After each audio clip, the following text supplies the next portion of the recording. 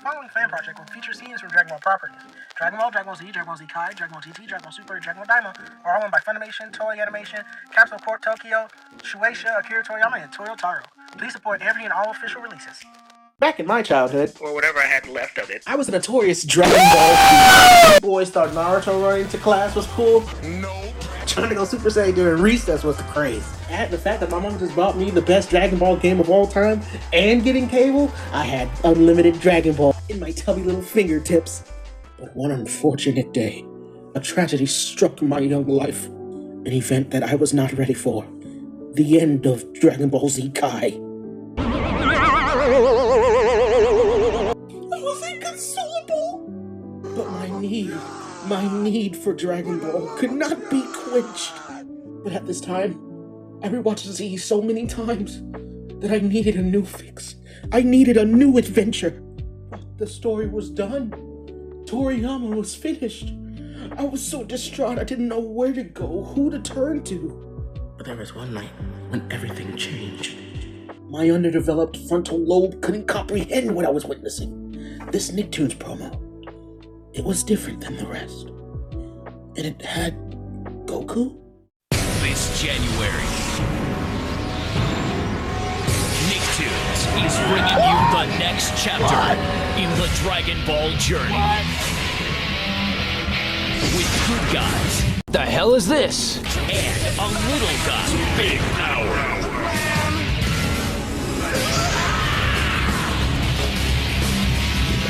Dragon Ball GT, brand new series, starts January 16th at 7, only on Nicktoons. Heroes come in all shapes and sizes. There was so much goodness, but Goku was a child. How could I have missed this? Z ended with him being an adult, being a grandfather. Oob! Why is he a child again? I must find out why. A few days later, I discovered a box set with the same name. After paying for it, I began watching it.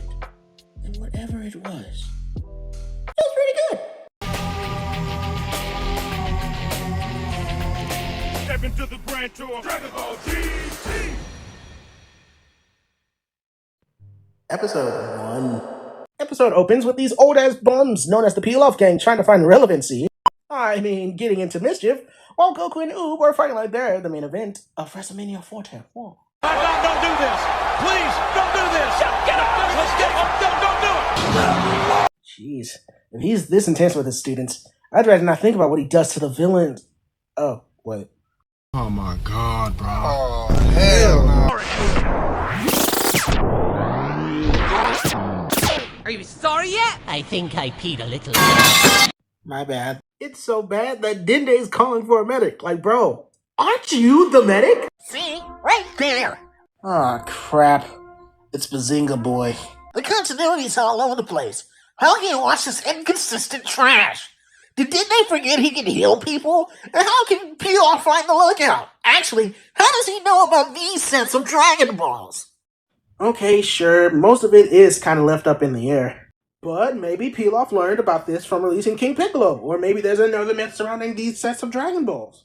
Also, Dende's medic comics are only in the dub. Here's another one, just stay with me. It doesn't matter.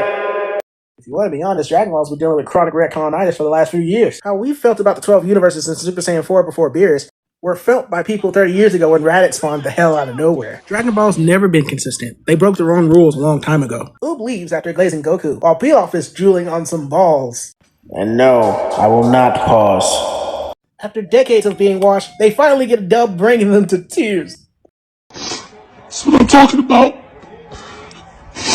This shit means something to me, man. Like always, Goku appears out of nowhere. Look at their faces. That's pure trauma. They're so fucking shook, they're glazing him. Only now he's grown up. And he's got a body that looks like it was chiseled out of marble. My, we've known for a while you like them YNs. They exercise their Second Amendment rights, but Goku shuts that shit down immediately. Peel-Off, being an absolute spaz, accidentally wishes for Goku to become a kid again. Ugh, what a dumb idea. Whoever asked for Tiny Toons Goku? This completely undermines his progression as a character. Goku's progression started long before Super. The gimmick was supposed to invoke the energy of the original Dragon Ball, lighthearted, funny, and adventure-like. However, a lot of fans, me included, were used to the high-stakes action. GT sometimes struggles trying to balance the goofiness and the brutality of its episodes, but these moments are pretty few. Also, Goku's never wiser in the series than in GT. Almost every word Goku says is gospel, which is a clever twist on the theme of underestimating his size. Like an OG Dragon Ball. So it turns out these big black balls are not only twice as strong as the original ones, but they also scatter across the galaxy. So now Goku has been presented with two options: go to space or grow up normally. And he picks option 2, cause fuck that. A few moments later. We're later introduced to the most polarizing character in the show, Pan. She, Goku, and Roshi are vibing in the city when the cops are getting lit the fuck by some bum-ass bank robbers. Like, bro, if I see a little girl cave my partner's face in, I'm turning myself in immediately. You got me. Pan does them boys dirty, but sadly she gets curved by her date. She arrives to the crime scene and reintroduces Pan and Goku to each other, which causes Pan to tweak even further. But not as much as Chi-Chi, who's expecting a knock from the Special Victims Unit any day now. King Kai then drops the bomb that the world will go if the balls aren't brought back in a year. So now Goku has no choice but to go. Sweet. Episode 2. We start the next episode with the best version of Trunks. Don't at me. In a doo-doo green suit? Oh! Ew! Dude! What the fuck? Trunks is glazed all the way to his office by women and men alike. Needing a break from all the people on this dick, he ditches his duties. Duties. At Goku's house, the Sun family comes together to make plans to go to space, with Pan giving her needed 2 cents. They quickly remind her she's not about that life. At Capsule Corp, the adults get the ship ready while Pan searches for relevance. They once again remind this child that she's not about that life, which she does not take well. 2 episodes in and she's fucking up already, stupid. Meanwhile, A couple of goons wait outside looking to kidnap Bulla, but they accidentally kidnap Goku. They hold the little homie for ransom, but lose way more money than they're ever going to get out of Bulma or Vegeta. As the plot continues without her, Pan goes to the goat Mr. Satan and whines about being irrelevant, swearing she's not a child. Oh, but in due time we'll see when she gets put in those trenches. elsewhere. After draining their pockets and traumatizing them for life, Goku's captors give up their life of crime. The next day. Vegeta catches Trunks in his doo-doo suit and calls his fit trash. For embarrassing his bloodline, he sends Trunks to space. Goten gets roped into it too, since they come in pairs. Good luck trying to explain that to your girlfriend. Hey, Valise, did you get my message? No, I swear, I really am going to outer space. You ain't got to lie, Chris. You ain't got to lie. Pan, however, has other plans and demands to be a main character. And to show she's not fucking around, she launches the ship, pulling an Ultimate Warrior and holding the show hostage. The episode ends with Bulma finding a broken piece of the ship. Off to a great start! Is still there? Good. Guess what? Change of plans. My schedule cleared up.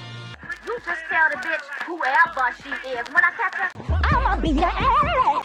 Episode 2. Trunks, being the responsible adult, tries to get Pan back to Earth. He's forced to back down due to avoiding catching an assault charge.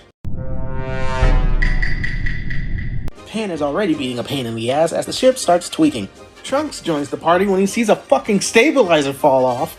In the meantime, Bulma discovers that Pan's little kick from last episode has screwed us over royally. She's immediately exposed as a fraud when she learns they are 3 seconds away from meeting King Kai. But thank Kami above, they initiate a crash landing on an alien planet called Imecka. There they get bum rushed by some Alibaba-ass money-grubbing Imeccans. Damn, did they land on a planet or in Baltimore? Baltimore! They find a hotel where they think they're safe. I can't even do the scene justice. You've got to be kidding me! There are money meters everywhere! This is insane! Charge for everything, even for watching TV! I'm robbing us blind! They even have the nerve to charge us for looking at the decoration. So of course they dip and spend the night in the rain, where Pan starts bitching. Her whines are so powerful they destabilize the items of the wall they're leaning on. The couple inside break it down for them. their king, Donkey, makes them pay ridiculous taxes, and if they aren't paid, he punishes them. And as they're saying that, their house gets fucking jacked. Entire house gone. They might really be in the ghetto. Crew offers to throw hands, but Donkey's army would dookie on the Imeckas, so they don't. The next morning. The GT crew walk back to the ship with no money, no parts, or supplies. Pan wants to be Captain Save-A-Ho, but Trunks shuts that down immediately. They then lose their radar when a robot named Giru eats it. Top off the shit Sunday, their ship gets jacked. Yeah, they're definitely in Baltimore. Baltimore! The 4th episode. Man, I've never seen the Dragon team like this. No money, no supplies, no radar, no ship, no bitches, no Riz, no Skrilla! His hair, whack. His gear, whack. Getting off topic. My bad. Goku's like, don't sweat, I'll just use instant transmission. Which is a pretty good idea. Until he doesn't. Grandpa, if I live, please remind me to kill you! So turns out, Goku can't use the move in his kid body. Well, I didn't need the move anyway. Goku has moved across planets and moments before. How come he can't do it now? GT has no idea what it wants to do. Considering they've been dicking around with the instant transmission for a while, they may have lost him. Plus, we're not gonna ignore the fact that they haven't eaten in days. And we all know how Saiyans operate when they don't get anything to eat. Pan says fuck it, and they plan to rob the people who robbed them. Meanwhile, At Donkey's palace, his goons let them know that they've jacked the ship. I don't know why they did it, but they spent the next couple minutes just roasting the shit out the ship. His hair, whack. His gear, whack. His jewelry, whack. His foot stance, whack. The way that he talks, whack. The way that he doesn't even like to smile, whack. So Donkey Boy tells his grunts it's trash and to scrap it. later that night. The crew sneaks into Castle Jackass, but they're confused why the king would jack them. Poor Trunks is in denial about the ship being dog water. But considering when he wears to work, I can see why. Goku spots the ship after being ignored and disrespected by Pan. But, unfortunately, this is the last time Pan is going to be annoying, even if it is for a while. They do their best solid snake impressions and creep around the palace. Though, if I were them, I'd just nuke the place and take the ship. This makes the scenes even funnier since that's what they do anyway. And finally gets a dub and Tokyo drifts the ship out of the palace. Before Goku and Emperor Ass's head bodyguard, Ledgic, do their promo for their inevitable fight. Donkey Kong isn't very happy. It makes him Imecka's most wanted. More and more, GT is becoming a 2B hood drama. No, I don't. You know, when you trust somebody, you get this done to you. All they want to do to you is all they want to do. This recent development causes trouble since the crew needs parts to fix the ship and leave. I mean, I'd react the same way if I saw Pan. The episode ends with another night spent in the rain, dodging cops who are sparing no expense in catching them. 5 the episode. GT stands for gangster time in this episode, ranging from cops terrorizing the public, Goombas stomping Gale. They finally get a break when Pan's fat ass breaks through a couple's roof. Damn, Goku can lift fucking mountains, and if he says you're heavy, you must be fucking humongous. The Imeccans take pity on the crew since they're kids and hungry. Since Pan is tired of the bullshit, Goku's itching for a fight, and Trunks really can't stop them. They turn themselves in to confront Don Key. Meanwhile, Don Keto thinks shit's sweet as he's counting his money, but the crew pull up and wreck his place. You can see him sweating bullets when he sees his goons slump. The one thing you're not gonna do is catch Donald Key lacking, which Pan finds out firsthand. Trunks tries to handle Ledgic, but is quickly reminded that he wasn't in the promotional photos. Boom, nigga! After consoling Trunks, Goku steps up to battle Ledgic. While it wasn't a main event, it has decent action. Though when Goku goes Super Saiyan, it becomes what Prime Mike Tyson would have done to Jake Paul. Don Kizzle starts tweaking because he knows he's about to be on the milk carton pretty soon. Pan says they'll let him go if he gives the planet free rent. The Don is a hustler to the grave, but after what Goku did to Ledgic, he just gives up the contracts. Now with supplies, the crew look to get off this dusty-ass planet. Giru starts to have a seizure, which Pan finds annoying. Ironic. Being the only sensible person here, Trunks checks on the robot and finds out that not only does the radar still work, but there's a Dragon Ball on a nearby planet. They realize they should put more effort to saving their own planet and dip. So once again, the day is saved. Thanks to... Here's a boy. The girl jumped up and flew into the sky. Those are just the first 5 episodes. So if you enjoyed those episodes, I'm sure you enjoyed GT.